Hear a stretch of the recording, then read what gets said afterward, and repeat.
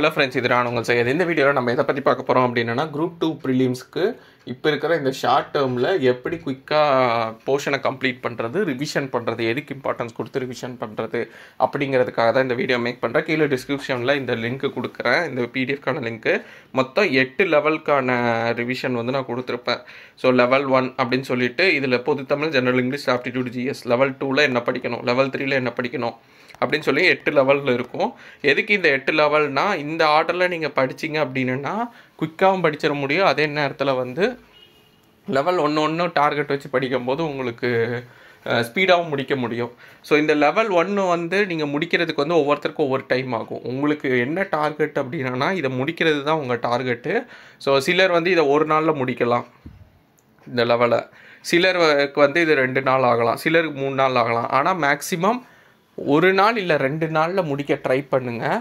அப்படி முடிக்க முடியல அப்படின்னா அடுத்த லெவல் போயிருங்க. அதிகபட்சம் 3 நாள் போகலாம். ஏன்னா நம்மளுக்கு வந்து இப்போதைக்கு இந்த மந்த்து எண்டு வரைக்கும் தான் டைம் இருக்குது. ஸோ 3 வாரம் ப்ளஸ் சில நாட்கள் தான் டைம் இருக்குது. ஸோ அப்படி பார்த்திங்கன்னா இந்த 7 லெவல் இல்லை 8 லெவல் முடிக்கிறதுக்கு வந்து நீங்கள் ஒரு லெவலுக்கே ஒரு 3 நாள் எடுத்துட்டிங்கன்னா ஒரு ரிவிஷன் தான் பண்ண முடியும். ஸோ அதனால தான் சொல்கிறேன், ஒரு நாள் இல்லை அதிகபட்சம் 2 நாள் மட்டும் ஒவ்வொரு லெவலுக்கு டைம் ஸ்பெண்ட் பண்ணி முடிங்க. அதே மாதிரி இல்லை ஆர்டர் கொடுத்துருப்பேன். இப்போ எப்படின்னா, பொதுத்தமிழ் லெவல் 1ல் பார்த்திங்கன்னா 6th வந்து இலக்கண பகுதி படிக்கணும், மொழிதிறன் படிக்கணும், புக் பேக் படிக்கணும், அவ்வளோதான். மற்ற எல்லாத்தையும் விட்டுறணுங்க. செய்யுள் பகுதி, உரைநடை பகுதியில் விட்டுருங்க ஃபஸ்ட்டு படிக்கும்போது. அதை லேட்டராக படிச்சுக்கலாம். ஸோ இதை படிக்கும்போது இலக்கண பகுதி, மொழிதிறன், புக் பேக்னால் ரொம்ப கம்மி டைம்லேயே படிச்சிடலாம். இதே செய்யுள் உரைநடை பார்க்கும்போது தான் உங்களுக்கு எது இதாகணும், இது வருமா வராதா, இதுக்கு தேவையா அப்படின்னு பார்க்குற மாதிரி இருக்கும். ஸோ அதனால் அதுக்கு தான் டைம் அதிகமாக ஸ்பெண்ட் ஆகும். ஸோ இதை மட்டும் படிங்க. ஏன்னா சிலபஸ் வைஸ் வந்து இலக்கணத்துக்கு தான் அதிக இம்பார்ட்டன்ஸ் இருக்குது. ஸோ அதனால தான் இப்படி கவர் பண்ண சொல்கிறேன். அடுத்து இதே ஜென்ரல் இங்கிலீஷாக இருந்தால் கிராமர் பார்ட்டு, புக் பேக்கு, போயமு, கண்டிப்பாக போயம் பார்த்துக்கோங்க. அது போக சினானிம், ஆன்டனிம் புக் பேக் பின்னாடி இருந்தோன்னா அது கொஞ்சம் இம்பார்ட்டன்ஸ் கொடுத்துக்கோங்க. அடுத்து ஆப்டிடியூடில் பார்த்தீங்கன்னா பெர்சன்டேஜ் அண்ட் ரேஷியோ. ஜிஎஸில் வந்துட்டு இந்த லெசன் கொடுத்துருப்பேன். ஒவ்வொரு ஜிஎஸ் பார்ட்டுக்குமே 3 சாப்டர் இல்லை 4 சாப்டர் கொடுத்துருப்பேன். அந்த 3 சாப்டர் 4 சாப்டர் எந்த ஸ்டாண்டர்டில் இருக்குது, எந்த வால்யூமில் இருக்குது, எந்த யூனிட் இருக்குது, அதோட லெசன் பேர் அப்படி சொல்லி கொடுத்துருப்பேன். இந்திய அரசியலமைப்பு 10th வால்யூம் 1 யூனிட் 1. அடுத்து unit 2 central government, unit 3 state government. So இதை ஃபுல்லாக முடிக்க ட்ரை பண்ணுங்கள். அடுத்து லெவல் 2ல் 7th பார்ப்பீங்க. இதே மாதிரி 6th பார்த்த மாதிரியே பார்ப்பீங்க. ஜென்ரல் இங்கிலீஷ்க்கு 7th பார்ப்பீங்க. ஃபுல்லாக பார்க்காம அந்த நான் சொன்ன செலக்டட் ஏரியாஸ் மட்டும் பார்ப்பீங்க. அப்புறமா ஆப்டிடியூடில் வந்து சிம்பிள் இன்ட்ரெஸ்ட், காம்பவுண்ட் இன்ட்ரெஸ்ட்டு. அடுத்து எக்கனாமிக்ஸில் இருந்து இந்த ஒரு 4 லெசன் பார்ப்பீங்க. அடுத்து லெவல் 3ல் வந்துட்டு 8th ஸ்டாண்டர்டு பொதுத்தமிழாக இருந்தால், இதே இங்கிலீஷாக இருந்தால் அதுவும் 8th standard. Area and volume ஆப்டிடியூடாக இருந்தால். அடுத்து ஜிஎஸில் வந்து தமிழ் சொசைட்டியில் வந்து 3 லெசன் பார்ப்பீங்க. அடுத்து லெவல் 4ல் பார்த்திங்கன்னா 9th இங்கிலீஷ்க்கும் 9th தான். அடுத்து எல்சிஎம், ஹெச்சிஎஃப், நேரம் மற்றும் வேலை, டைம் அண்ட் ஒர்க் சம்மன். இதில் வந்துட்டு ஒரு 4 இது பார்ப்பீங்க. 3 வந்து பாலிட்டிக் உள்ளது, ஒரு எக்கனாமிக்ஸ் டாபிக் பார்ப்பீங்க, ஒரு சாப்டர். அடுத்து லெவல் 5 வந்து தமிழ்நாடு எக்கானமி ஜிஎஸில் பார்ப்பீங்க, 10th ஸ்டாண்டர்டு. ஸோ இது வரைக்கும் வந்து செலக்டடாக ஒவ்வொரு ஸ்டாண்டர்டையும் நீங்கள் பார்த்துருப்பீங்க. அதுக்கப்புறமா பார்த்தீங்கன்னா லெவல் 6லலாம் பார்த்தீங்கன்னா பழைய புத்தகம், பழைய சமச்சீர், அதுக்கான மொத்த மொழிதிறன் அதை ஆல்ரெடி நான் கம்பைல் பண்ணி கொடுத்துருப்பேன்.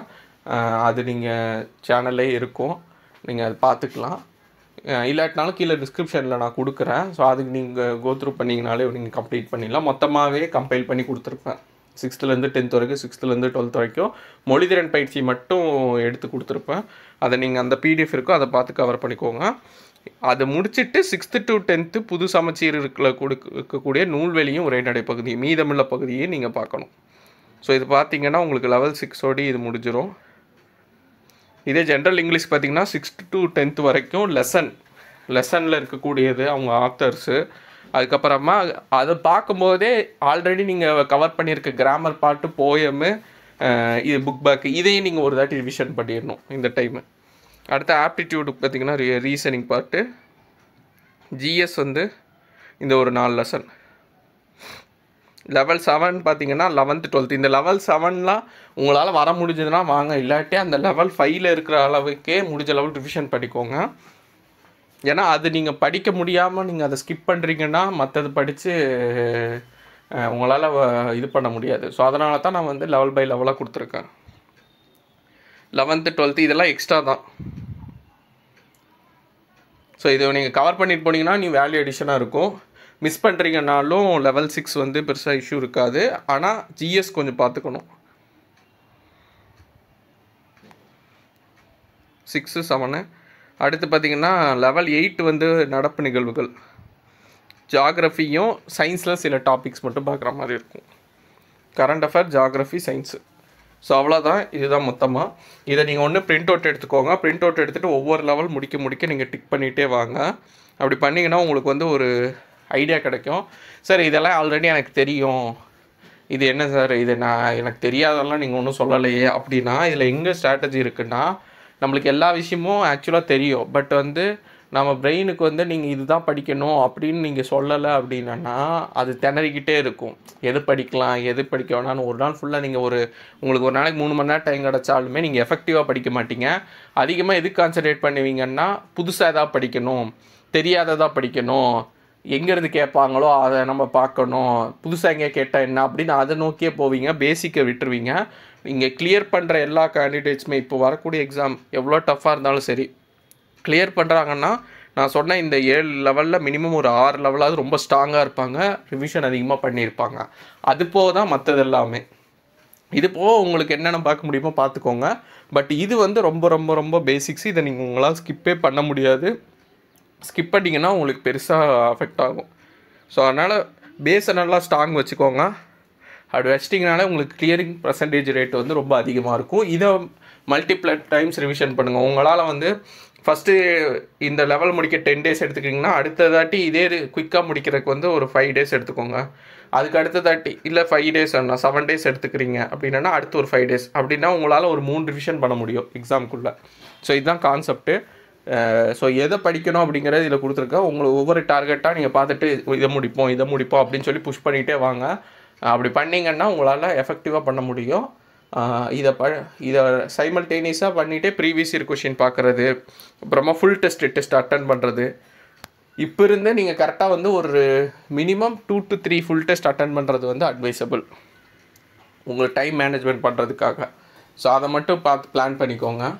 அப்படி பண்ணிங்கன்னா உங்களுக்கு அப்கமிங் எக்ஸாம் ப்ரிலிம்ஸ் வந்து ரொம்ப எஃபெக்டிவாக இருக்கும் கம்பேரிட்டிவாக.